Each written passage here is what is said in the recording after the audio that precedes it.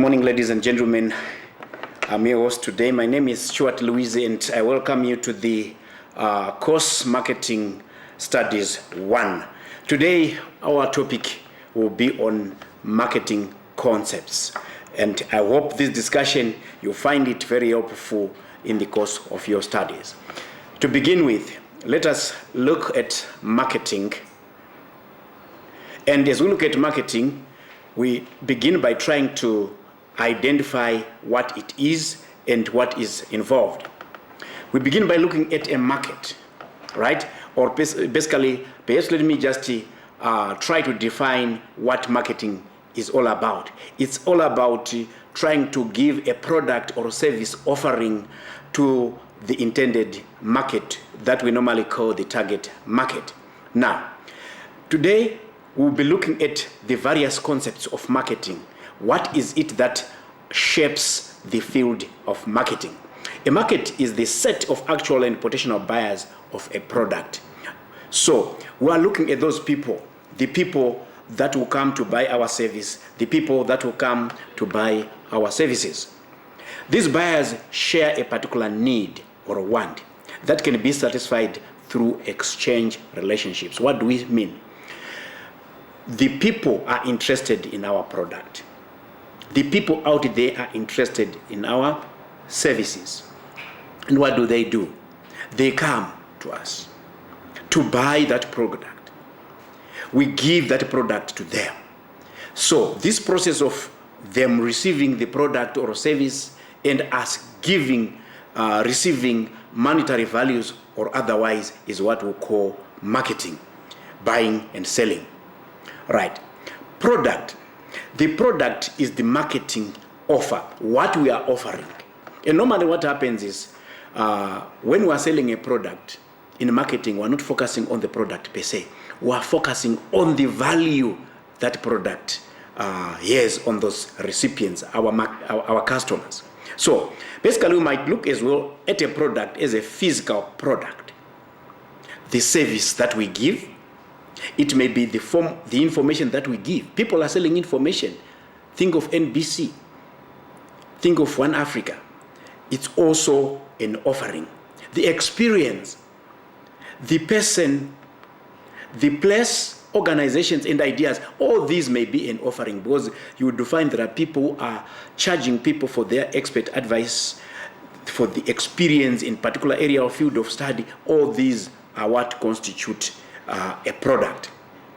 Now, let me go back to that definition. I particularly like this author, Dr. Philip Kotler. The time we went to school, he was not a doctor, but now he's a doctor.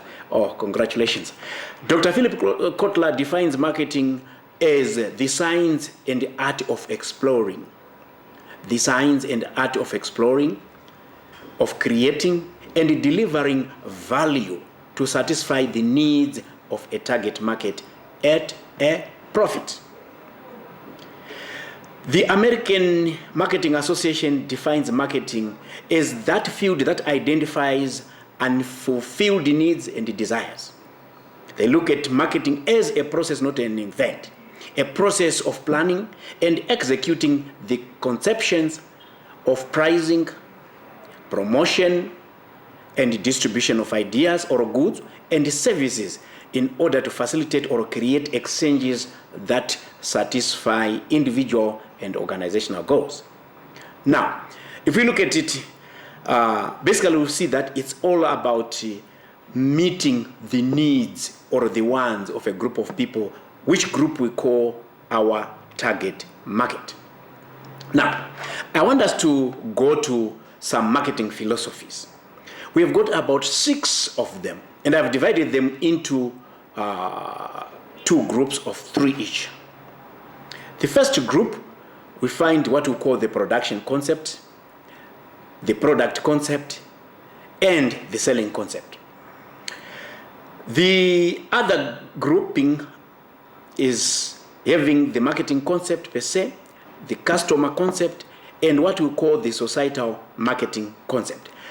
As we go on with our discussion, you get to knowing why I divided them into 2, right? Let's begin with the production concept. The production concept Here we are looking at an organization. And this organization's main focus or thrust is in the production. So here we are looking at numbers. Produce, produce, and produce. When we have produced, then we start thinking of what to do with the products. So essentially here our focus is on what? Production. Now, the underlying principle here is customers or our target market is mostly interested in those products that are less expensive. Given a product and given a price, they will go for a product that is selling at a cheaper price. So the focus now from the company's point of view or perspective is to try and make sure that our production processes is so efficient to the extent that at the end of the day, we'll be able to say, okay, our production cost, total production cost is just so little. Because it's little, we can also afford to charge a reasonably low prices to our target market. So the focus when we are looking at the production concept is your production processes should be so efficient. It is useful when, one, the demand of the product exceeds the supply. When the demand of the product exceeds supply, people usually, they are not choosy. They just want to get what is there. So we should not worry about a lot of things. We should only worry about cutting down on the production costs so that we sell the product at the end of the day at a lower price. This could be in the form of standard raw materials that are needed by many industries, and because they are needed by many, what is only needed is people cannot afford to choose. You just sell them because it is what we call the supplier's market. The target market has very little choice in that regard. Now, let's look at the product concept. The product concept is focusing more on the product itself. Here we're looking at an organization that has fallen head over heels in love with its product. In this case, consumers will favor those products, we say, that offer the most quality, performance, or innovative features. Take, for example, the phones. We have got Sony, we have got Samsung, we've got so many brands of phones. But when we're looking at the product concept, we're saying the manufacturer is focusing on the product and is trying to make sure the product looks as good as possible. It's like somebody who is baking a cake, and this cake is put this icing, whatever, all the niceties, so that people will like it. When we look at the phone example that I've just given, we're looking at the many features that may be on a phone. The megapixels, the rear and front cameras, whatever features, right? The smartphones that are coming. It's because the manufacturers are focusing more and more on the product itself and making the product outstanding, coming up with innovative features that they put on the product, such that people are amazed when they receive that particular product. So our focus when we're under product concept is to make a superior product, make an outstanding product, a product that the customer will say, wow, this is it, with all the modern features, everything that is needed, right? The digital cameras, the modern CPUs, you name them. We have talked of what? Of the phones. Those are the products that are needed by the market. They like the product because it has got these outstanding features. Then we've got the selling concept. Consumers and businesses, if left alone, they will ordinarily not buy enough of the organization's products. That is the underlying principle here. So what we do is, okay, the products we've produced them under the production concept. But if you leave these consumers, they will not come to buy your products. So the marketing department now should not sit down on its laurels. It must be active. We're looking for energy now. We must be energized to take the product to the people, to the target market. So this is aggressive marketing. In other words, yes, the product is there, it's on the shelf. But what we do, let's do everything possible to draw the attention of the target market to our products.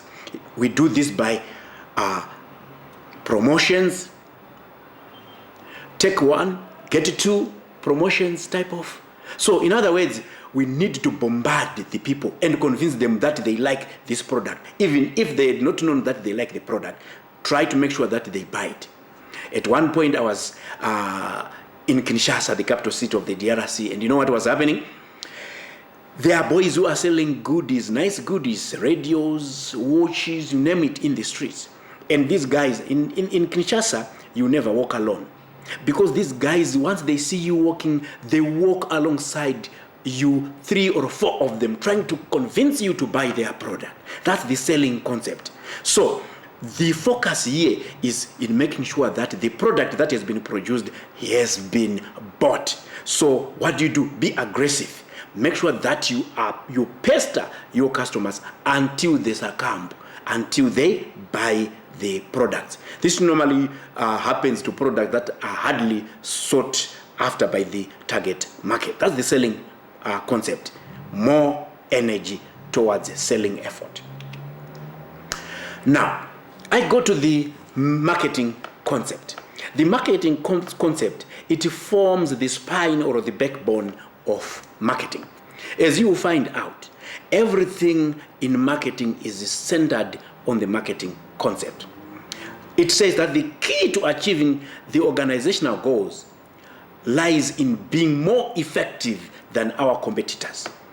More effective in terms of delivering the product offering, in terms of communicating to our customers, in terms of convincing them of the value that we have in our product. That's the marketing concept.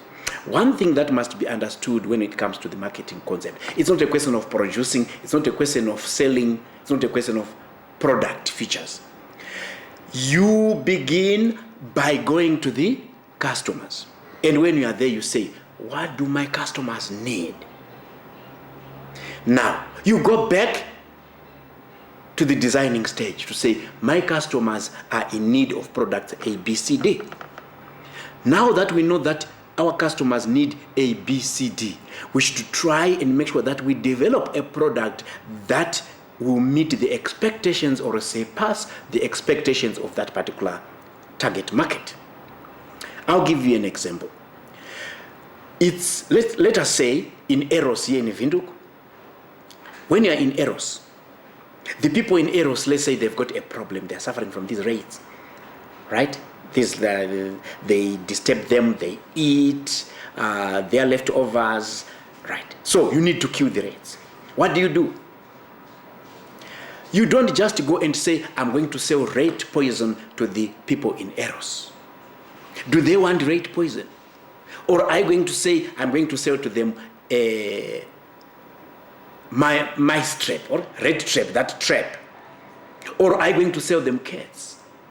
Or are you going to sell them a device that once it's connected to power mains, the rats will start running away because of a vibration that is happening in the surrounding?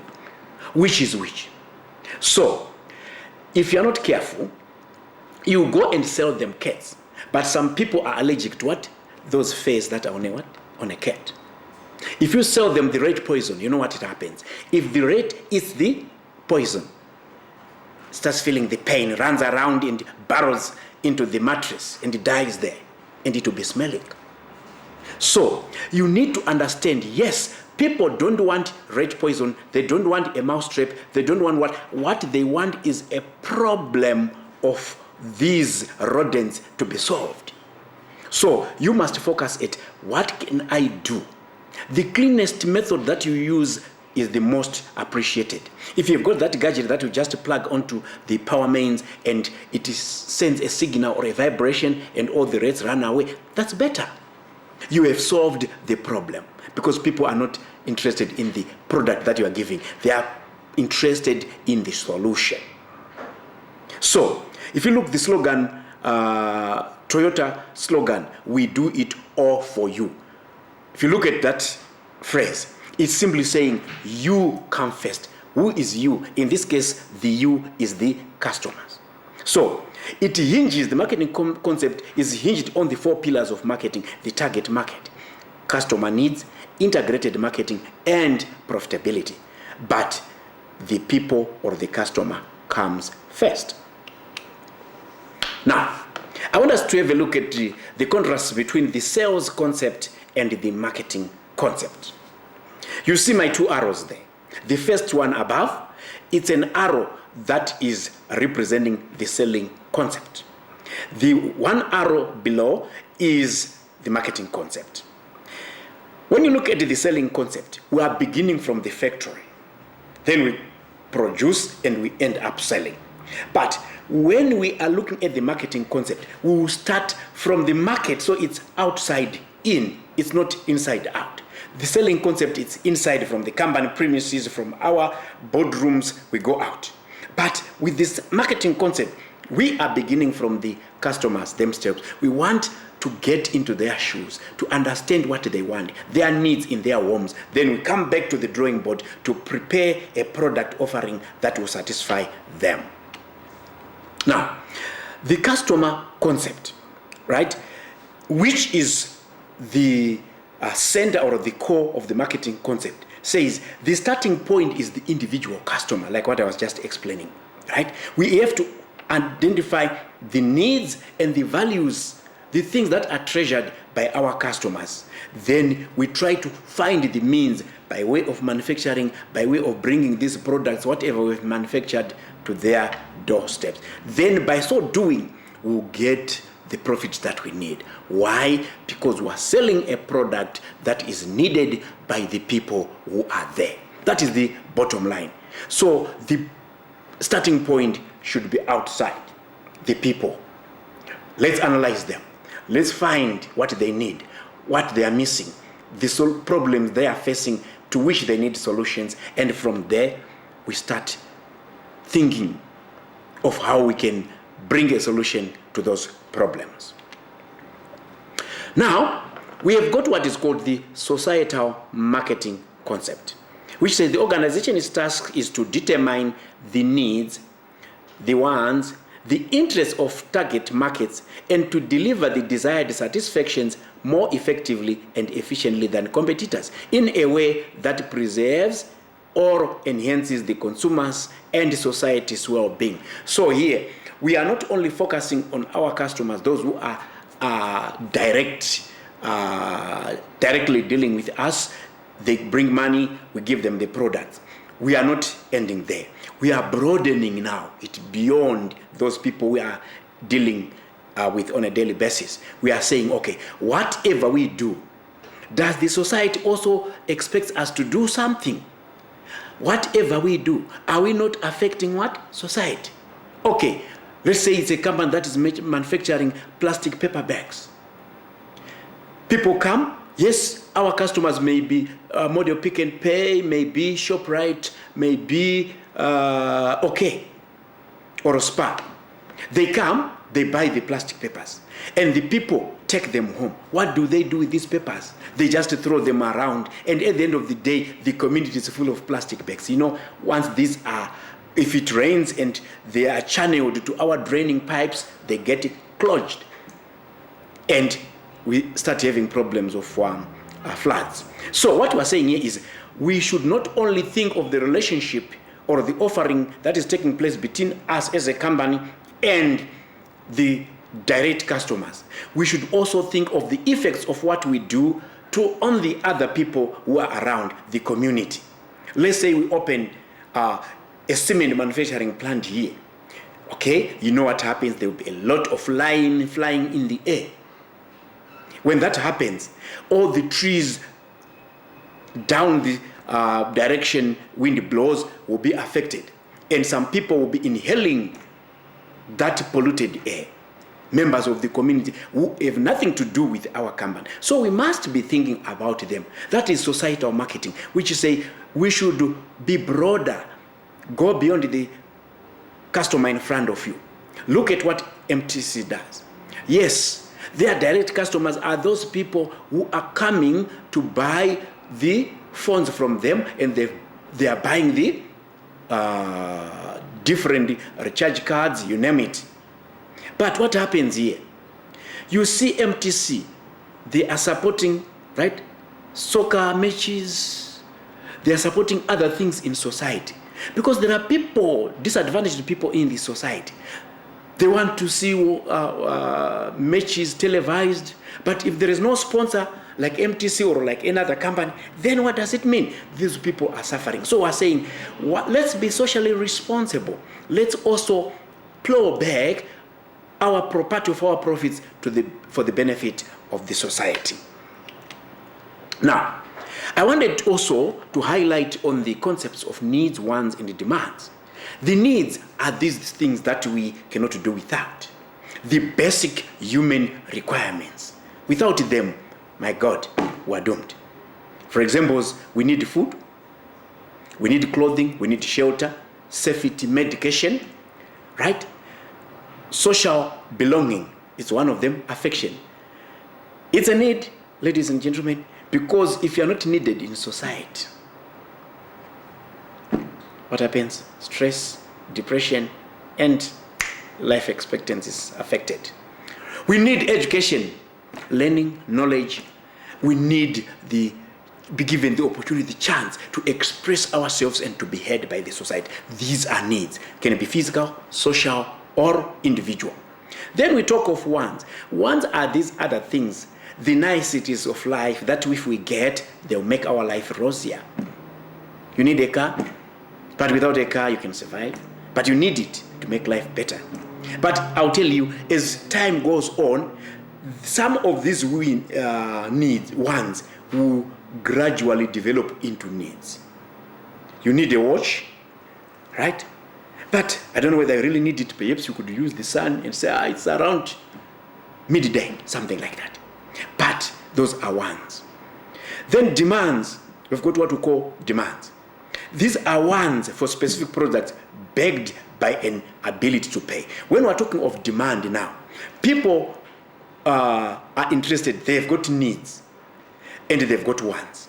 But it's useless unless they can afford to buy them. So from a company's perspective, we are interested in the people who need our product offering and they have got the money to buy the products. That's our market. Otherwise, other people, they are just interested but they cannot buy, because the existence of every business is based on availability of demand.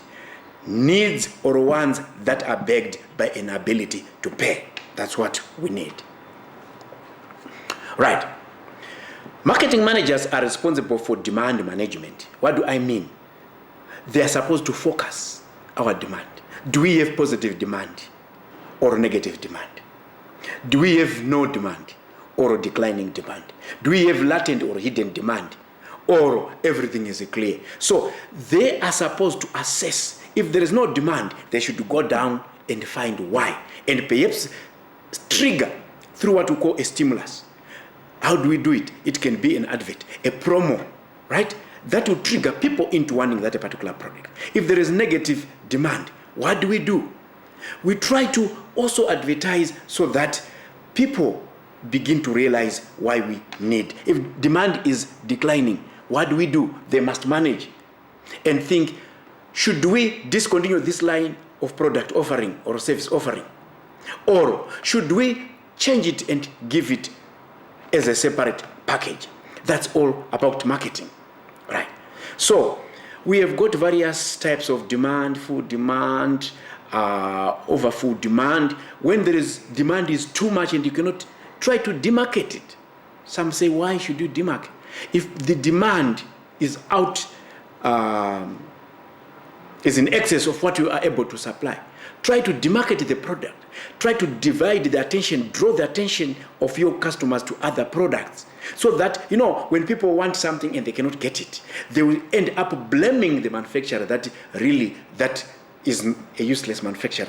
That's not it. So you try to dissuade them, try to draw their attention to something else that is slightly different.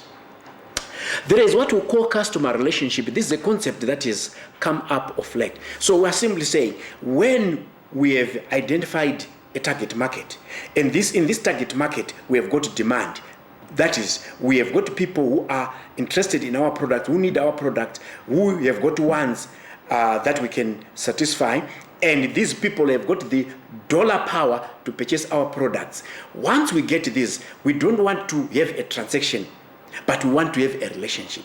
A transaction is once they've given us money and we've given them the product, then it ends there. But we want to keep a database that we can use in the future. Once they buy from us today, we want to keep a track record of what they do afterwards. They should continue to come to us. That's what we mean by customer relationship management. Ladies and gentlemen, we end here. I hope the few concepts that we've looked at will help you understand the field of marketing that we are looking at. Until next time, ciao, ciao.